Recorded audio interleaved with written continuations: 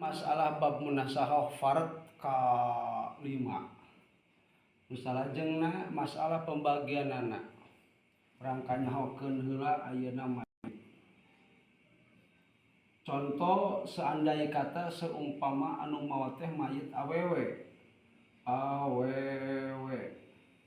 Mayit awewe ninggalkeun ieu pamajikan teh hiji ninggalkeun zauj.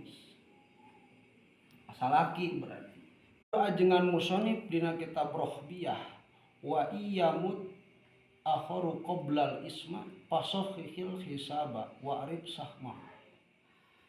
Wa iyamut akharu lamun teh mah pupus alias maot isdet mayit anu sejena qoblal isma samemeh dibagikeun harta warisan. Nah, sakali deui samemeh dibagikeun harta warisan mun maot.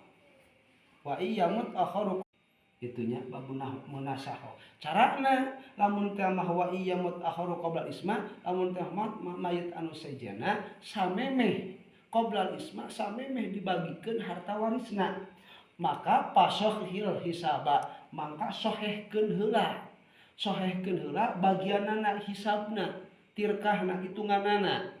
Terus weh wa arif sahmahu tuluy weh ayeuna kanyahokeun siham-sihamna sabab henteu ngabogaan anak.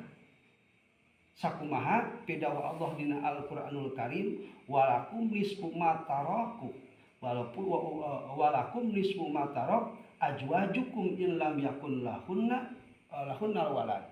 Walakum jeung pikeun maraneh kabeh lalaki nisfu ma taraka ajwajukum harta sapali atau bisa tengahna tina paninggalan pamajikan anjeunna 1/2. Ari ayeuna umun anu janten inungna mayit kabagian sabaraha? Ieu kabagianna 1/3. Nah, make 1/3 alias 1/3 tina harta mayit sabab henteu ayeuna ngabogaan budak ya si mayit. Sakumaha dawuhan Allah dina Al-Qur'anul Karim fa in lam yakun lahu waladun wa warisahu abawahu fali ummihi sulus 1/3 pikeun aya furud ummi anu teu kabogaan mayit teu kabogaan budak eta haitsu lawat sakilaki teu boga budak eta diberena furudna 1/3 ya 1/3. Nu salajengna amun amangna amun kabagian sabaraha ieu mah asobah berarti ayeun. Nah, gitu. Tak pasti aya geus bener ye, geus beres ye.